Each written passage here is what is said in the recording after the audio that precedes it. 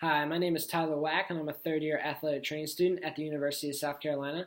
Today I'm going to be discussing with y'all about stethoscopes and how to properly use one when performing an auscultation. First thing we're going to look at is the anatomy of the stethoscope. It's made up of two earpieces, which is connected to some tubing, which is connected to the chest piece. The chest piece is made up of two heads. The larger head is the diaphragm, which detects higher frequency sounds. The smaller head is the bell, which detects lower frequency sounds.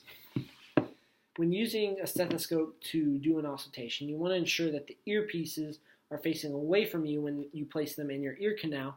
This ensures a more comfortable fit for the user, and it also creates a seal with the ear canal to block out any surrounding noises and ensure the best sound transmission from the chest piece to the earpiece.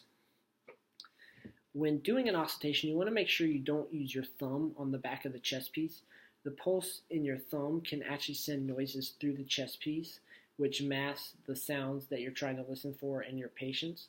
So what I recommend is using the two-finger grip with your middle and index finger on the sides of the chest piece to avoid this problem.